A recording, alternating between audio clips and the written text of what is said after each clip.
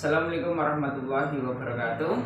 Perkenalkan, nama saya Eko Prasetyo Fathur Rahman dengan NIM 4302001-827. Saya mahasiswa manajemen dakwah Fakultas Dakwah IAIN Salatiga. Pada kesempatan kali ini saya akan memenuhi tugas mata kuliah manajemen bisnis Islam, di mana nanti saya akan mereview atau menyampaikan salah satu materi yang ada di silabus di mata kuliah manajemen bisnis Islam semester 6 manajemen dakwah IAIN Salatiga. Nah, di sini saya akan membahas mengenai etika bisnis syariah, teman-teman semua.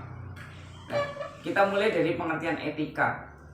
Etika itu berasal dari bahasa Yunani kuno yang timbul dari sebuah kebiasaan. Jadi pada zaman Yunani kuno, istilah etika ini berawal dari kebiasaan-kebiasaan orang-orang Yunani. Secara umum, etika itu memiliki arti seperangkat prinsip moral yang membedakan. Nah, di sini kata kuncinya adalah seperangkat prinsip moral.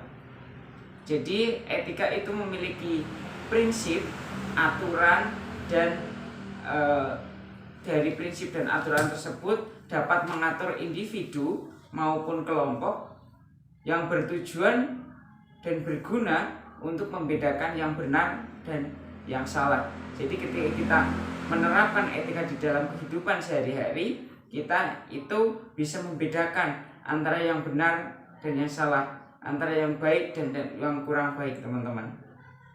Selanjutnya kita akan membahas mengenai problematika antara etika dan bisnis. Karena di sini kita membahas mengenai bisnis, kita perlu membahas problematika etika dan bisnis. Apa saja problematikanya? Yang problematika yang pertama adalah adanya kesaksian mengenai ide etika bisnis, di mana pihak-pihak tersebut menyaksikan apakah etika bisnis mempunyai tempat dalam kegiatan bisnis. Lah, problematika dalam kegiatan bisnis ketika etika masuk di dalamnya, itu ada perihal atau pikiran dari orang-orang pelaku bisnis bahwa apakah etika itu memiliki tempat di dalam kegiatan bisnis. Padahal kegiatan bisnis bisa kita lihat bahwa kegiatan bisnis bisa dikatakan kegiatan jual beli dan lain sebagainya. Kok kenapa etika bisa masuk di dalam kegiatan bisnis? Nah, di sini menjadi problematika yang pertama, pertanyaan dari orang-orang secara umum. Yang kedua adalah kegiatan bisnis atau sebuah perusahaan dalam perilakunya nampak sudah demikian kuat terikat dengan struktur dan sistem yang kompleks, sehingga jauh dari persepsi kesadaran akan keterkaitannya dengan hakikat manusia yang memiliki moralitas. Nah, kata kuncinya di sini adalah kegiatan bisnis itu sudah memiliki ikatan yang kuat dengan struktur dan sistem yang kompleks. Struktur dan sistem yang kompleks di sini dimaksudkan bahwa di dalam kegiatan bisnis porosnya itu sudah terstruktur seperti itu sedemikian rupa, sehingga manusia-manusia yang memiliki basic dalam bisnis terkadang mereka tidak sadar bahwa hakikat manusia itu memiliki moralitas. Moralitas bukan hanya di kegiatan sehari-hari saja, tetapi juga di kegiatan-kegiatan bisnis. Karena apa? Ketika kita melakukan bisnis, seharusnya itu kita memiliki moral atau etika dalam melakukan kegiatan tersebut. Nah, di sini menjadi problematika ketika manusia-manusia yang terjun ke dalam dunia bisnis, mereka mempersepsikan kesadaran mereka itu kurang akan moralitas. Yang ketiga adalah dunia bisnis akan semakin dipersepsi oleh kepentingan dan akan semakin kuat pula dipengaruhi oleh kepuasan dan tindakan perusahaan. Kata kuncinya adalah dunia bisnis akan dipersepsi oleh kepentingan dan akan semakin kuat pula dipengaruhi. Bisa dicontohkan bahwa ketika kita melakukan bisnis, walaupun kita sudah memiliki etika atau kebiasaan atau pola aturan yang sudah kita lakukan sedemikian rupa di keseharian kita, tetapi ketika kita terjun di dalam dunia bisnis, kita mau tidak mau harus mengikuti kultur yang ada di dunia bisnis tersebut, sehingga kita hanya bisa ketika baru terjun itu patuh terhadap apa yang ada di suatu perusahaan tersebut, kultur yang ada di perusahaan tersebut. Selanjutnya kita akan membahas mengenai bisnis dan etika menurut Al-Quran, karena kita membahas mengenai manajemen bisnis Islam. Bisnis menurut Al-Quran di sini dituliskan bahwa bisnis merupakan suatu hal yang sangat penting dalam kehidupan manusia, sehingga Islam yang bersumber dari Al-Quran dan hadis itu memberikan tuntunan secara menyeluruh tentang bisnis atau bidang usaha berdagang. Al-Quran dalam memberikan tuntunan kepada manusia tentang segala aspek kehidupan yang berkaitan dengan bisnis seringkali menggunakan istilah jual beli, untung rugi dan sebagainya. Nah, di sini di dalam Al-Quran kata bisnis itu memiliki 4 pengertian. Yang pertama adalah at-tijarah. At-tijarah ini mengandung makna berdagang atau berniaga, teman-teman. Kata tijarah dalam penggunaannya memiliki 2 pemahaman, yaitu dipahami dengan kegiatan perdagangan atau perniagaan. Di sini dituliskan di dalam Quran surat Al-Baqarah ayat 282. Nah, pengertian selanjutnya yaitu al-bai'u, yaitu memiliki makna menjual. Di awal tadi itu secara umum, secara makronya memiliki arti perdagangan atau perniagaan. Kita mengerucut lagi ke mikro, itu al-bai'u memiliki makna menjual.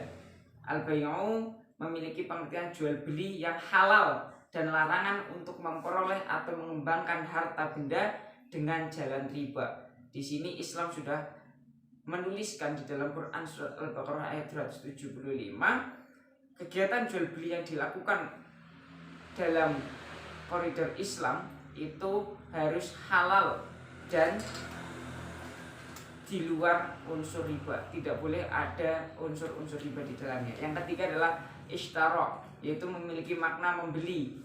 Nah, makna membeli ini ishtara mengandung makna transaksi antara manusia dengan Allah atau transaksi sesama manusia yang dilakukan karena dan untuk Allah SWT, serta untuk mendapatkan keuntungan bagi manusia itu sendiri. Bukan hanya kegiatan menjual saja, tetapi juga kegiatan membeli. Kegiatan membeli ini juga tidak boleh dimasukkan unsur-unsur riba di dalamnya. Yang terakhir adalah tadayantum.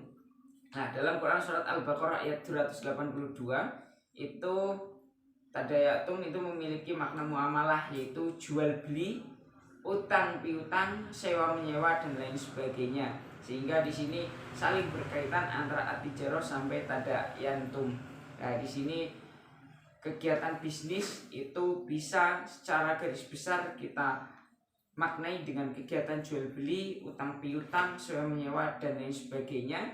Tetapi kita perlu tekankan di sini, kegiatan bisnis yang dilakukan oleh umat Islam itu tidak boleh menggunakan kegiatan yang dilarang oleh Al-Quran. Di sini nanti kita sebutkan bagaimana larangan-larangan bisnis dalam Al-Quran.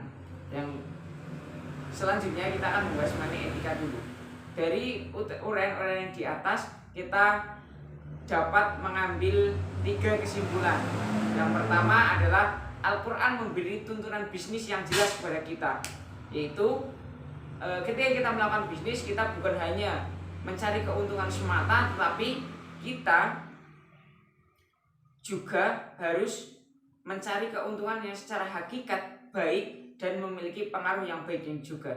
Jadi kita bukan hanya membeli suatu barang, itu bukan untuk keuntungan kita, menjual suatu barang untuk keuntungan kita saja, tetapi menjual suatu barang itu hakikat kebaikannya seperti apa dan efeknya atau pengaruhannya kepada kita dan orang-orang sekitar itu seperti apa. Itu hakikat dari kegiatan jual beli. Yang kedua adalah menurut Al-Quran keuntungan bisnis bukan semata-mata bersifat material saja, teman-teman, tetapi bersifat material dan imaterial atau kualitasnya. Jadi bukan hanya bersifat fisiknya saja, tapi kualitas dari barang yang kita jual dan kita beli itu seperti apa. Kembali lagi ke kesimpulan yang pertama tadi, kebaikan atau hakikatnya yang baik bagi diri kita dan orang lain itu seperti apa. Nah, di sini sudah dijelaskan dalam Al-Quran. Yang ketiga adalah dalam berbisnis bukan hanya berhubungan antara sesama manusia saja ketika kita sebagai penjual dan pembeli saja, tetapi hubungannya itu hubungan kita secara manusia dan dengan Allah Subhanahu wa taala. Bagaimana kita berjualan, bagaimana kita menjadi pembeli, itu juga akan berkaitan dengan Allah Subhanahu wa taala, karena kejujuran dalam jual beli itu sangat penting. Ya, di sini istilah etika itu berasal dari kata al-khuluq yang memiliki arti budi pekerti, kebiasaan, kesatriaan, keperwiraan. Nah, kata khuluq ini disebutkan di dalam Al-Quran itu sebanyak 2 kali, di dalam Quran surat Asy-Syu'ara ayat 137 dan Al-Qalam ayat 4. Nah, struktur etika di dalam Al-Quran ini lebih banyak menjelaskan tentang nilai-nilai kebaikan dan kebenaran, baik pada tataran niat, ide, atau hal-hal yang membahas mengenai perilaku manusia. Jadi itikat baik atau kebaikan dan kebenaran yang berprinsip kepada niat atau ide hingga perilaku itu sudah diatur dalam prinsip etika di dalam Al-Quran. Nah, di sini selanjutnya kita akan membahas mengenai praktek bisnis yang terlarang, teman-teman. Yang pertama adalah riba, yaitu secara bahasa riba bermakna ziyadah yang berarti tambahan. Adapun menurut istilah, riba adalah pengambilan dari harta pokok atau modal secara batil. Secara umum, riba dapat diartikan sebagai pengambilan tambahan dari transaksi yang dilakukan dengan cara yang bertentangan dengan prinsip dan aturan syariat Islam. Jadi, ketika kita menjual atau membeli suatu barang, kok di suatu transaksi itu ada tambahan atau harta pokok tambahan yang dilakukan dalam transaksi tersebut, yang itu tidak sesuai dengan syariat Islam, itu masuk ke dalam riba. Yang kedua adalah penipuan atau horor. Penipuan atau horor artinya keraguan, tipuan atau tindakan yang bertujuan untuk merugikan pihak lain. Suatu akad mengandung unsur penipuan karena tidak ada kepastian baik mengenai ada atau tidak ada objek akad, besar kecil jumlah maupun penyerahan objek akad tersebut. Nah, penipuan atau horor ini saya contohkan satu saja, ketika ada jual beli HP secara online. Di situ kita hanya bertransaksi secara online, kita tidak tahu barang wujudnya seperti apa, tetapi orang yang menjual itu sangat meyakinkan kita. Nah, ketika kita sudah yakin dan transfer kepada orang tersebut, ternyata kita ditipu. Barang yang kita beli itu tidak sampai ke diri kita karena kita sudah tertipu. Itu termasuk ke dalam horor. Nah, di sini saya akan menjelaskan atau mengkhususkan ke dalam riba. Nah, di dalam Al-Quran atau kaidah bisnis Islam ada larangan melakukan riba. Nah, dalam Al-Quran ini dibagi ke dalam 4 tahapan wahyu, teman-teman. Yang pertama, wahyu pertama itu di dalam surat Ar-Rum ayat 39, di mana di situ dijelaskan bahwa bunga akan menjauhkan keberkahan Allah dalam kekayaan, sedangkan sedekah akan meningkatkan lipat ganda. Dan di sini terjadi perlawanan sikap antara orang yang melakukan bunga, praktek bunga, dan orang yang melakukan sedekah. Di situ ketika kita melakukan kegiatan yang berbau riba atau ada bunga di dalamnya, itu kita akan dijauhkan dari Allah, dijauhkan dari kekayaan Allah dan keberkahan. Tetapi ketika kita melakukan sedekah, itu akan meningkatkan pahala dari diri kita secara berlipat-lipat ganda. Wahyu kedua adalah surat Quran An-Nisa. Quran surat An-Nisa ayat 161, di mana Al-Quran mensejajarkan orang yang mengambil riba dan mereka yang mengambil kekayaan orang lain secara tidak benar dan mengancam kedua pihak dengan siksa yang amat pedih. Wahyu yang ketiga adalah surat Ali Imran ayat 130 sampai 131, di mana Allah menyuruhkan kaum muslimin untuk menjauhi riba jika mereka menghendaki kesejahteraan yang diinginkan. Ini Allah sudah memberikan step-step atau clue kepada kita untuk menjauhi riba ketika kita ingin mendapatkan kesejahteraan yang diinginkan oleh manusia. Yang terakhir adalah dijelaskan dalam surat Al-Baqarah ayat 275 sampai 281. Di sini menegaskan perbedaan yang dijelaskan antara perniagaan dan riba dan menuntut kaum muslimin agar menghapuskan seluruh utang piutang yang mengandung riba, menyerukan mereka agar mengambil pokoknya saja dan mengikhlaskan kepada peminjam yang mengalami kesulitan. Nah, dampak negatif riba yang pertama adalah hilangnya keberkahan dalam harta. Harta yang mengandung unsur riba itu nantinya akan dihapuskan keberkahannya. Walaupun dirasa dalam kehidupan sehari-hari kok itu dirasa ada keberkahan di dalamnya, tetapi sebenarnya itu keberkahan yang sudah dihilangkan dari Allah SWT. Karena persepsi kita sebagai manusia dan persepsi Allah itu berbeda, teman-teman. Sehingga ketika ada unsur riba di dalam harta yang kita miliki, ketika itu dimanfaatkan di dalam kehidupan sehari-hari, keberkahannya sudah hilang. Yang kedua adalah orang yang berinteraksi dengan riba akan dibangkitkan oleh Allah pada hari kiamat kelak dalam keadaan seperti orang gila. Nah, ini sangat menakutkan sekali ketika kita dibangkitkan nantinya oleh Allah di hari kiamat, itu dibangkitkan seperti orang gila. Kita bisa membayangkannya seperti apa ketika kita dibangunkan dalam keadaan gila, walaupun kita sudah melakukan ibadah sangat banyak, tetapi ketika ada unsur riba di dalam darah kita, itu nantinya akan dibangkitkan seperti orang gila. Yang ketiga adalah orang yang berinteraksi dengan riba akan disiksa oleh Allah dengan berenang di sungai darah dan mulutnya dilempari dengan bebatuan, sehingga ia tidak mampu untuk keluar dari sungai itu, dan Allah tidak akan menerima sedekah, infak dan zakat yang dikeluarkan dari harta riba. Kelak kita setelah kita dibangkitkan seperti orang gila, ketika masih saja unsur riba ada di dalam diri manusia tersebut akan berenang di sungai darah dan mulutnya dilempari bebatuan. Bebatuan tersebut akan melempari kita ketika kita berenang di sungai-sungai darah, dan kita tidak bisa keluar dari sungai itu ketika ada unsur riba masih masuk ke dalam diri kita. Doa pemakan riba tidak akan didengarkan ketika bukan oleh Allah SWT. Begitu berat dampak negatif dari riba ini. Dampak negatif selanjutnya adalah memakan harta riba menyebabkan hati menjadi keras dan berkarat. Hati menjadi keras dan berkarat ini, kita sebagai manusia tidak memiliki rasa kepekaan terhadap keluarga-keluarga kita, diri kita sendiri dan lingkungan. Hati kita sudah kekeh dengan jalan-jalan yang kurang baik, sehingga dalam menjalani hidup orang-orang tersebut selalu tidak mempunyai perasaan di dalam menjalani hidup.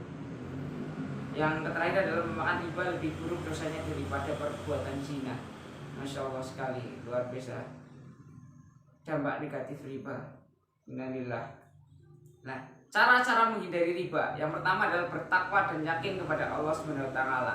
Yang kedua adalah pilihlah investasi yang halal. Di dalam Al-Quran dan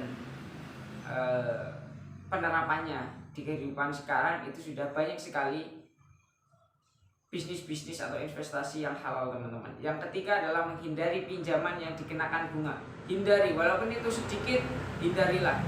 Yang keempat, pilihlah bank yang tepat. Di sini sudah ada Bank Syariah Indonesia yang di situ sudah mengaktualisasikan prinsip-prinsip syariah di dalam kegiatan perbankan. Yang kelima, mewaspadai setiap transaksi yang kita lakukan. Waspadailah di setiap kecil transaksi yang kita lakukan. Yang terakhir, tidak membeli barang yang mana memberatkan kita untuk membayarnya. Nah, di sini yang terakhir kita akan bahas etika profesi bisnis syariah. Di etika bisnis profesi bisnis syariah, di sini nantinya ketika kita sudah menerapkannya etika di dalam proses bisnis, di situ nantinya kita akan memiliki beberapa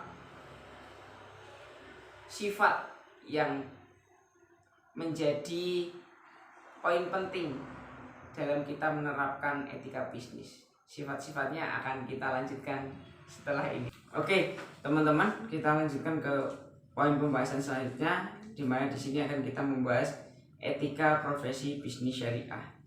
Ketika kita mengaktualisasikan konsep etika di dalam kegiatan bisnis, bukan hanya bisnis konvensional, tetapi di sini kita tekankan di dalam bisnis syariah yang sesuai dengan tuntunan agama Islam, kita akan mendapatkan beberapa habit atau kebiasaan yang akan kita dapatkan ketika kita menerapkan konsep etika tersebut. Yang pertama adalah kejujuran.